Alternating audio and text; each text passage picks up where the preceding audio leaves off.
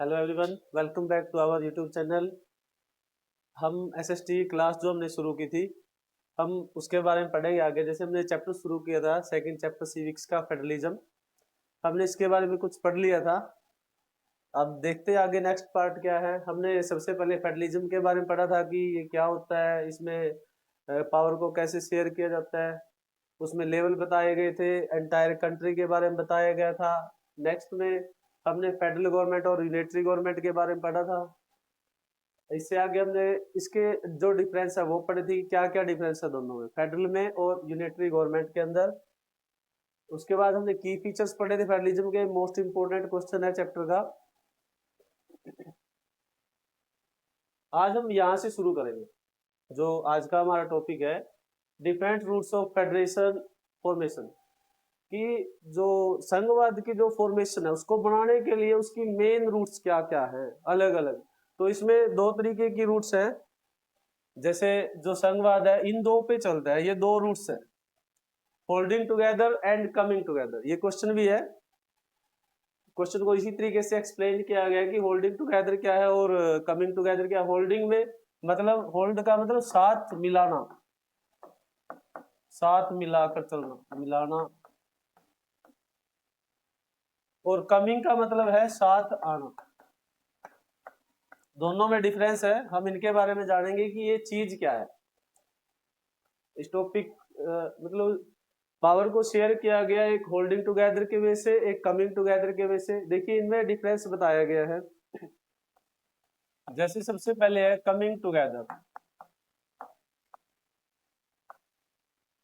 इसका मतलब क्या है कि जैसे हम एक एग्जांपल लेते हैं, हमने एक नाम पढ़ा है यूएसए, मतलब United state of America. United states of America, इसमें एग्जांपल भी दिया हुआ है। हम यूनाइटेड स्टेट ऑफ अमेरिका को लेते हैं। इसका मतलब क्या, इसमें अकेला अमेरिका नहीं है। अमेरिका तो दो पार्ट में बंटा हुआ है, नॉर्थ अमेरिका और या फिर साउथ अमेरिका। इसका मतलब क्या है कि यूएसए के अंदर लगभग 51 कंट्रीज हैं, यानी कि इतने कंट्रीज से मिलके यूएसए बना है। इसका मतलब क्या है कि जो हम पढ़ रहे हैं यूएसए कि 51 अलग अलग देश जब इंडिपेंडेंट हुए, उन्होंने एक ग्रुप बनाया और उन्होंने कहा कि हम आपके साथ मिलके एक ग्रुप बनाना चाहते हैं अमेरिका के साथ, और उस ग्रुप का ही नाम क्या रख दिया, यूएसए रख दिया। हम देखिए मान के चलिए कि यूएसए है, ये सेंटर हो गया, यहाँ पे इसके अलग अलग कंट्रीज है, अलग अलग कंट्री हैं, 51 कंट्री हैं। तो यहाँ पे क्या है, स्टेट, स्टेट के पास ज्यादा पावर है। पावर किसके पास ज्यादा है, स्टेट के पास। ये सेंटर है, सेंटर के पास पावर कम है, यानी कि स्टेट ज्यादा पावरफुल है। अकेला सेंटर कुछ भी डिसीजन नहीं ले सकता, स्टेट मिलके, यानी कि स्टेट की ज्यादा पावर है, वो ज्यादा डिसीजन ले सकते हैं। तो 51 देशों ने मिलके एक ग्रुप बनाया, यानी कि वो कमिंग, कमिंग का मतलब साथ आए और साथ मिलके एक ग्रुप बनाया, जिसको क्या नाम दे दिया, कमिंग टुगेदर का नाम दे दिया। जैसे इसमें बताया भी गया है, यूएसए के साथ साथ इसमें और भी देश है, ऑस्ट्रेलिया, स्पेन, सॉरी स्पेन नहीं है इसमें, स्विट्जरलैंड। ये इस तरीके से मतलब इन देशों का एक ही ग्रुप है। अब देखिए होल्डिंग टुगेदर,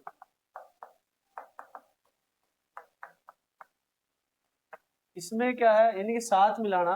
हम एक देश का एग्जांपल लेते हैं, जैसे अपना देश है इंडिया, हम इंडिया का एग्जांपल लेते हैं।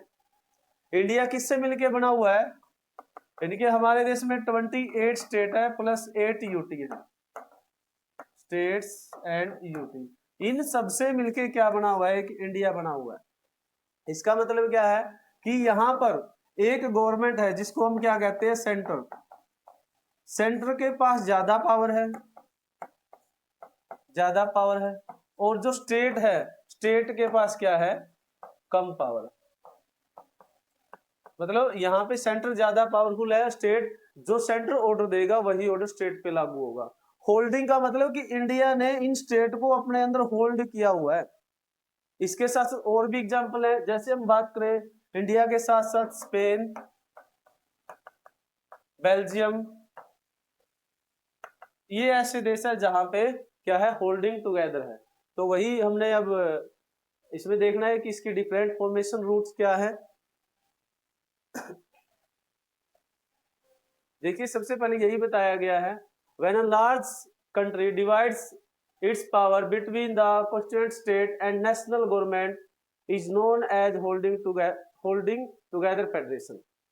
कि एक कंट्री अपनी पावर को डिवाइड करता है अलग अलग स्टेट के और नेशनल गवर्नमेंट के बीच, उसको क्या बोला जाता है, होल्डिंग टुगेदर फेडरेशन बोला जाता है। Central government tends to be more powerful. देखिए जैसे मैंने अभी बताया था कि यहाँ पर ज्यादा पावर किसके हाथ में होगी, सेंट्रल गवर्नमेंट के पास ज्यादा पावर होगी, सेंट्रल गवर्नमेंट, स्टेट गवर्नमेंट के पास कम power. Very often the different constituent units have unequal power, यानी कि जो पावर होगी वो इक्वल नहीं होगी, अनइक्वल होगी, बराबर मात्रा में नहीं दी गई होगी। Some units are granted special power, कुछ ऐसी यूनिट होंगी इसके अंदर होल्डिंग टुगेदर में जिनको विशेष पावर दी गई है। जैसे हम बात करें अपने जम्मू कश्मीर स्टेट है, उसके लिए स्पेशल प्रोविजन था। अब जैसे हमारे और झारखंड स्टेट है या जो नॉर्थ ईस्ट के स्टेट है उनके लिए अलग से स्पेशल प्रोविजन दिया गया, स्पेशल प्रावधान किया गया। अब होल्डिंग टुगेदर एग्जांपल मैं आपको पहले बता चुका हूँ, such as country like India, Spain, Belgium. ये क्या है, ये सारा का सारा होल्डिंग टुगेदर है, मतलब कि इन चीजों को एक कंट्री ने होल्ड किया हुआ है, स्टेट को होल्ड किया हुआ है और उसके आधार पर पावर को डिवाइड किया गया। कमिंग टुगेदर जैसे हमने पढ़ा, अभी हमने यूएसए के बारे में पढ़ा, when independent states come on their own to form a bigger unit। जब इंडिपेंडेंट स्टेट यानी कि स्वतंत्र राज्य है, राज्य मतलब देश, यहाँ पे स्टेट का मतलब देश की बात कर रहा है, वो खुद आके एक बिगर यूनिट, एक बड़ी यूनिट बनाते हैं, that by pulling is in their sovereignty they can increase their security। वो अपनी संप्रभुता के आधार पर उसको बढ़ाते हैं और अपनी सिक्योरिटी को, यानी कि जैसे वो बड़ी यूनिट के रूप में बढ़ते हैं तो अपनी सिक्योरिटी को भी बढ़ाते हैं कि उनका जो सुरक्षा का क्षेत्र है, सुरक्षा किस चीज की, जैसे मिलिट्री को लेके है, किसी पेंडेमिक को लेकर है, जैसे किसी फेमाइंस को लेकर है, उसके साथ साथ एटॉमिक एनर्जी को लेके है, यानी कि वो अपनी सुरक्षा को बढ़ावा देते हैं। All the constituent units have equal power. देखिए हमने यहाँ पे पढ़ा था कि यहाँ पे पावर इक्वल नहीं है, लेकिन जहां पे कमिंग टुगेदर होगा वहां पे पावर को हर एक यूनिट के अंदर इक्वल डिस्ट्रीब्यूट किया जाएगा।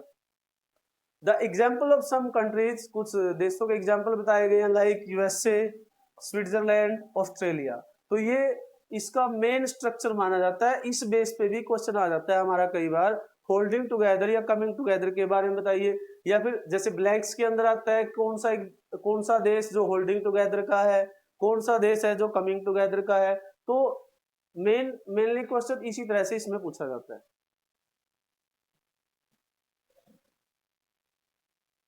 देखिए अब डिफरेंस ही दिया हुआ है होल्डिंग टुगेदर का, अभी हमने पढ़ा था, जैसे एग्जांपल बताया गया कि यहाँ पे जो होल्ड होगा सेंटर का होगा, ये यहाँ पे यानी कि जो पावर है वो कुछ स्टेट को दी गई है, कुछ को यहाँ पे पावर को अनइक्वली दिया गया, कुछ को स्पेशल पावर दिया गया। जैसे अभी मैंने बताया कि कुछ स्टेट ऐसे थे, जैसे जम्मू कश्मीर धारा जो मतलब आर्टिकल 370 था, या जो जैसे हमारे नॉर्थ ईस्ट के स्टेट है उनके लिए था।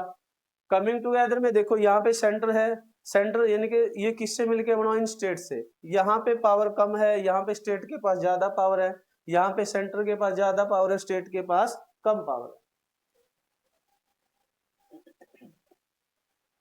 What make India a federal country, ऐसी कौन सी चीजें हैं कि जो भारत को एक फेडरल कंट्री बनाते हैं। देखिए मैंने शुरू में यही बताया था आपको कि इंडिया फेडरल नहीं है, फेडरल हम फेडरलिज्म का जो प्रोविजन है वो लेकर चले हुए हैं, हमने फेडरलिज्म के फीचर्स को अपनाया है। इंडिया टोटली फेडरलिज्म नहीं अपनाया हुआ, भारत क्या है, एक क्वासी फेडरल अर्ध संघीय देश है। भारत पूरे तरीके से संघीय देश नहीं है, हमने उसके कॉन्सेप्ट को अपनाया, इसलिए भारत क्या है, क्वासी फेडरल कंट्री है।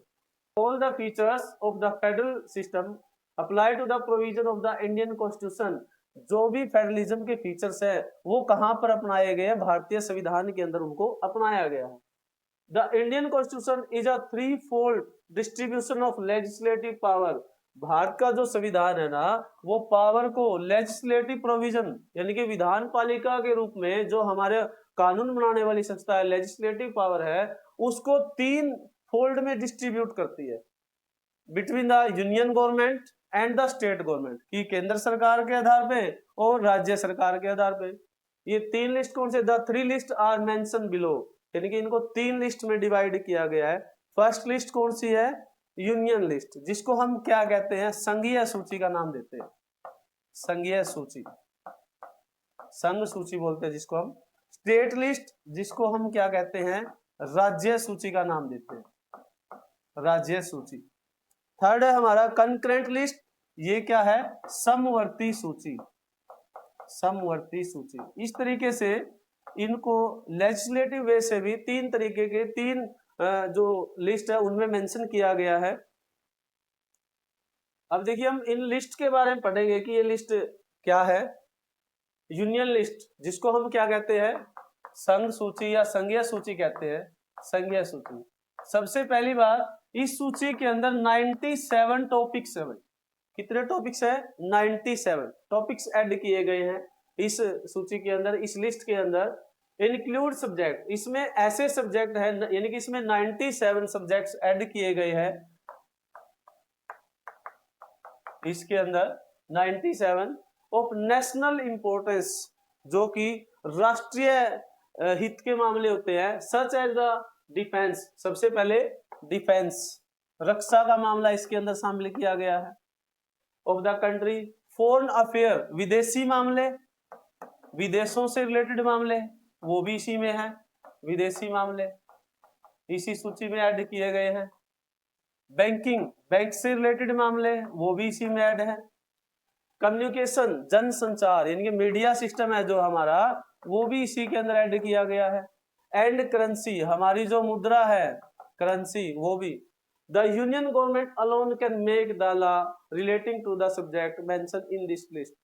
इस लिस्ट के अंदर कानून बनाने की जब बात आती है तो अकेली, अलोन मतलब यूनियन गवर्नमेंट, केवल संघीय सरकार ही, यानी कि सेंट्रल गवर्नमेंट ही इस लिस्ट के बारे में जो कानून बना सकती है। दूसरा है हमारा स्टेट लिस्ट। आई थिंक सभी को समझ में आ रहा होगा अच्छे से। इन लिस्ट के बारे में पूछा जाता है, कई बार क्वेश्चन आता है कि बैंकिंग कौन सी लिस्ट के अंदर आता है, करेंसी कौन सी लिस्ट में आ जाती है, कितने टॉपिक है इस लिस्ट में, कौन सी गवर्नमेंट इसके ऊपर कानून बनाती है, यानी कि लॉ वगैरह जो बनाना है। दूसरी हमारी स्टेट लिस्ट, जिसको हम क्या कहते हैं, राज्य सूची बोलते हैं इसको। इसके अंदर 66 टॉपिक हैं इस लिस्ट में, 66 टॉपिक्स ऐड किए गए हैं। It contain subject of state and local importance, इसमें वो टॉपिक हैं जो स्टेट से रिलेटेड है या फिर स्थानीय महत्व के विषय है जो इसके अंदर शामिल किए गए हैं। सच एज पुलिस, सबसे इंपॉर्टेंट, ट्रेड, व्यापार को, कॉमर्स, व्यवसाय, एग्रीकल्चर, कृषि, इरिगेशन। देखिए जहां पे एग्रीकल्चर होगा वहां पे इरिगेशन भी होगा, दोनों एक दूसरे से जुड़े हुए हैं। ये क्या है, हमारे स्टेट लेवल के और लोकल इंपोर्टेंस के टॉपिक है। इसके अंदर 66 टॉपिक्स ऐड किए गए हैं इस लिस्ट के अंदर।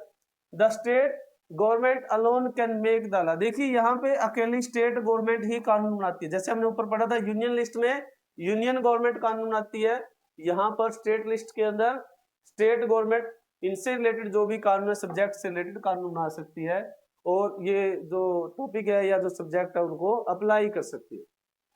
अब हमारी थर्ड लिस्ट जो मेन, मतलब कि ये इंपॉर्टेंट क्यों है, सबसे पहले जो कंकरेंट लिस्ट, यानी कि इसको हम क्या कहते हैं, समवर्ती सूची, समवर्ती सूची इसको बोला जाता है। इसकी मेन बात क्या है, ये जो लिस्ट है हमने ऑस्ट्रेलिया के कॉन्स्टिट्यूशन से ली है, ऑस्ट्रेलिया का जो कॉन्स्टिट्यूशन है वहां से हमने इस लिस्ट को लिया है। इस लिस्ट के अंदर 47 टॉपिक्स ऐड किए गए हैं। कितने टॉपिक ऐड किए गए हैं, 47 टॉपिक ऐड किए गए हैं।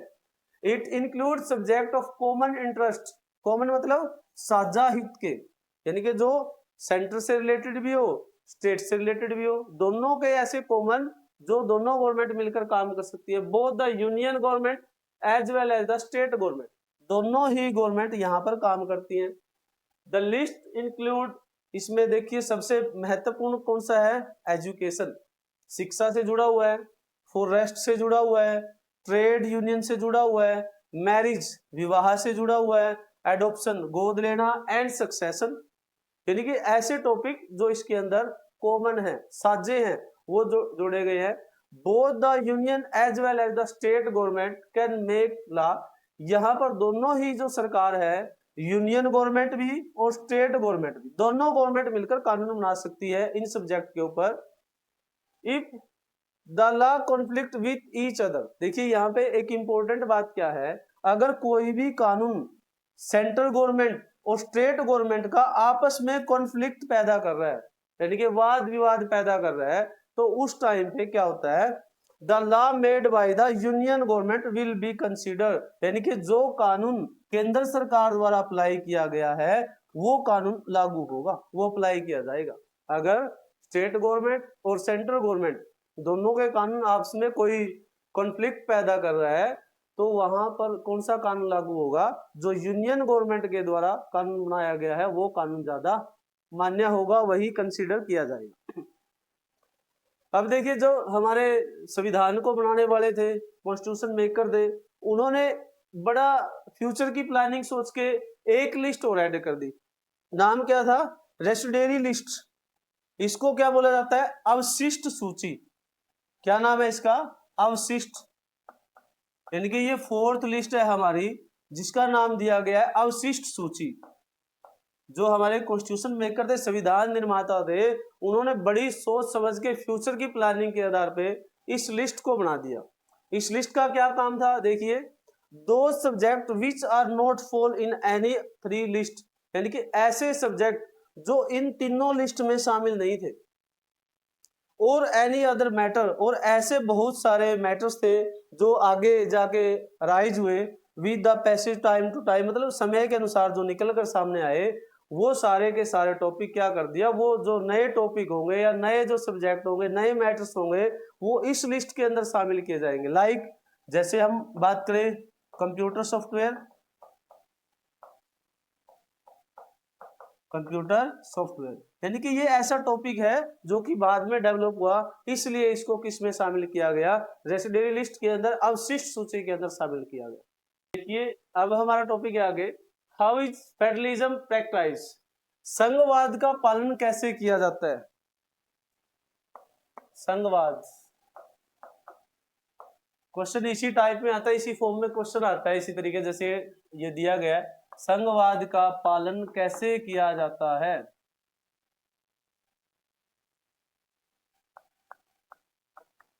संघवाद का पालन कैसे किया जा सकता है या कैसे अपनाया जा सकता है। हाउ इज फेडरलिज्म प्रैक्टिस्ड, कि कैसे हम संघवाद को अपना सकते हैं। देखिए, सबसे पहले जो हमारा जो दिया हुआ है point, the real success of federalism in India is attributes to its nature of democratic politics, यानी भारत के अंदर संघवाद के सक्सेस होने का सबसे पहला पॉइंट क्या है, डेमोक्रेटिक पॉलिटिक्स है, लोकतंत्र, यानी कि जो हमने लोकतंत्र को अपनाया है, वो संघवाद की सबसे पहली विशेषता है कि हम इस तरीके से फेडरलिज्म को क्या कर रहे हैं, अपना रहे हैं। Have a look at some of the major way in which federalism is practised in India, कुछ और तरीके बताए गए हैं, कुछ और वेज बताए गए हैं जिनके द्वारा भारत में फेडरलिज्म को अपनाया गया। सबसे पहला क्या है, लिंग्विस्टिक स्टेट, भाषाई राज्य, यानी कि भाषा के आधार पर भाषाई राज्य। देखिए, the creation of linguistic state was the first and a major test for democratic politics in India. Linguistic state यानी भाषा के आधार पर राज्य भारत के अंदर first and a major test for democratic, यानी लोकतंत्र के अंदर सबसे पहला टेस्ट था। जब भारत यानी कि डेमोक्रेसी आ गई भारत में, तो सबसे पहला टेस्ट था लोकतंत्र को नापने के लिए, उसके व्यूज के लिए, उसको टेस्ट करने के लिए कि कैसे ये लागू होगा। इसका मतलब क्या है कि जैसे हमारा संविधान बना 1953 के अंदर, लोगों की एक आवाज आई कि क्या होने चाहिए, लिंग्विस्टिक स्टेट होने चाहिए, लिंग्विस्टिक स्टेट होने चाहिए, कि भाषाई राज्य होने चाहिए। सबसे पहले ये एक स्टेप आया, कैसे आया,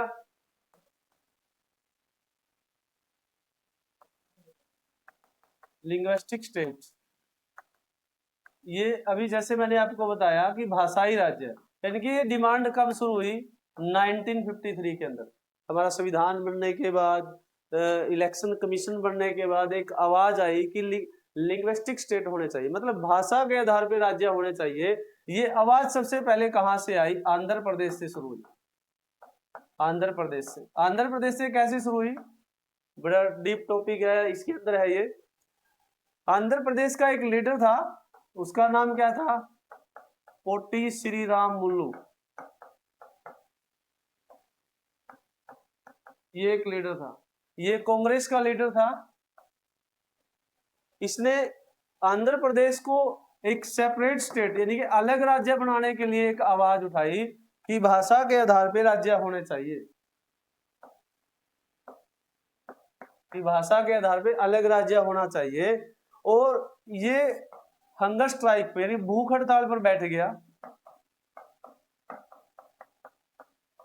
बात क्या थी कि आंध्र प्रदेश को तेलुगु भाषा के आधार पे अलग किया जाना चाहिए, तेलुगु भाषा के आधार पे। और ये भूख हड़ताल इतनी थी कि ये लगातार 56 दिनों तक, फेमस लीडर था ये कांग्रेस का, 56 दिन की भूख हड़ताल पे बैठ गया। और 56 दिन की भूख हड़ताल के बाद इस लीडर की क्या हो जाती है, यानी कि डेथ हो जाती है, मृत्यु हो जाती है। तो आंध्र प्रदेश में जगह जगह क्या हुआ, लड़ाई झगड़े शुरू हो गए। तो 1953 के अंदर भाषा के आधार पे, भाषा कौन सी, तेलुगु, तेलुगु भाषा के आधार पे आंध्र प्रदेश को पहला राज्य बनाया गया। आंध्र प्रदेश भाषा के आधार पे फर्स्ट, जो पहला जो राज्य था, पहला जो स्टेट था, ये बनाया गया आंध्र प्रदेश। ये था लिंग्विस्टिक स्टेट। उसके बाद और बहुत सारे राज्य बने, जैसे हम बात करें पंजाब, हरियाणा, हिमाचल, ऐसे यानी कि बहुत सारे राज्य बने। ये जैसे 1966 में बना, 1966। इस तरह से भाषा के आधार पे, जैसे पंजाब पंजाबी के आधार पे, हरियाणा हिंदी के आधार पे, हिमाचल भी यानी पहाड़ी इलाका, पहाड़ी क्षेत्र के आधार पे इसको अलग बनाया गया। जैसे झारखंड, झारखंड ये भी सन 2000 के अंदर, 2000 के अंदर भाषा के आधार पे या इसका जो एरिया के बेस पे अलग राज्य बनाया गया। तो ये क्या था, लिंग्विस्टिक स्टेट था। उसके साथ एक कमीशन लागू किया गया 1953 में, स्टेट रीऑर्गेनाइजेशन कमेटी। इसको एक नाम और दिया जाता है, फजल अली आयोग का नाम दिया जाता है, फजल अली आयोग। देखिए पॉलिटिकल का टॉपिक है, हम इसमें पढ़ रहे हैं, थोड़ा सा इससे भी जुड़ा हुआ है ये। इस आयोग ने रिपोर्ट पेश की। शुरू में तो ये जो हमारे संविधान बनाने वाले थे, कॉन्स्टिट्यूशन मेकर थे, इनका कहना था कि ये देश को दोबारा से बंटवारा, इनके देश को दोबारा से क्या कर देगा, यहाँ पे फिर इनके एक तरह से लोग अलग अलग हो जाएंगे, हम इनको कैसे कंट्रोल करेंगे। ये देश के लिए एक बहुत बड़ी समस्या थी। लेकिन ये स्टेट रीऑर्गेनाइजेशन कमीशन दोबारा से 1956 के अंदर ये बात इन्होंने एक्सेप्ट कर ली कि हाँ, लैंग्वेज के बेस पे स्टेट को बनाया जा सकता है। इसलिए इनको क्या नाम दिया, लिंग्विस्टिक स्टेट का नाम दिया। और ये जो लिंग्विस्टिक स्टेट था, जो हम बात कर रहे हैं लिंग्विस्टिक स्टेट की, देखिए अब ये हमने बात की है कि इस तरीके से भाषा के आधार पर राज्य बनाए जा सकते हैं। फ्रॉम 1947 टू 2017, 1947 से लेकर 2017 तक many old state have vanished and many new state have been created, कि बहुत सारे ऐसे स्टेट जिनको vanished यानी कि मर्ज किया गया, उनकी जगह पे नए स्टेट ऐड कर दिए गए। ऐसे जो जैसे भारत में पहले 29 स्टेट थे, 7 यूटी थे, लेकिन अब उनको दोबारा से क्या कर दिया, मर्ज कर दिया, 28 स्टेट और 8 यूटी बना दिए। तो इस तरीके से स्टेट और यूटी को मर्ज किया गया। जैसे हमारा लास्ट जो स्टेट बना था 2014 के अंदर तेलंगाना था, उस तरह से अब जैसे यूटी बनाया लद्दाख को, यानी कि अलग से यूटी बना दिया गया। Area boundaries and name of state have been change, यानी कि कुछ ऐसा एरिया था या जो स्टेट की बाउंड्री थी या उनका नाम था, वो भी क्या कर दिया गया, चेंज कर दिया गया, उनके अंदर भी बदलाव किया गया। Some state have been form of the people who spoke the same language, कुछ ऐसे भी स्टेट थे जहां पर लोग एक जैसी भाषा बोलते थे, लैंग्वेज के बेस पे, यानी कि वो भी इस चीज को ध्यान में रखा गया। These state are known as the linguistic state, इसलिए इन्हीं को क्या नाम दिया गया, लिंग्विस्टिक स्टेट का नाम दिया गया। Some state created based on culture, कुछ ऐसे राज्य थे जो कि अपनी कल्चर यानी कि अपनी संस्कृति के बेस पे, अपने कल्चर के बेस पे, एथनिसिटी मतलब उसकी जातीयता के बेस पे,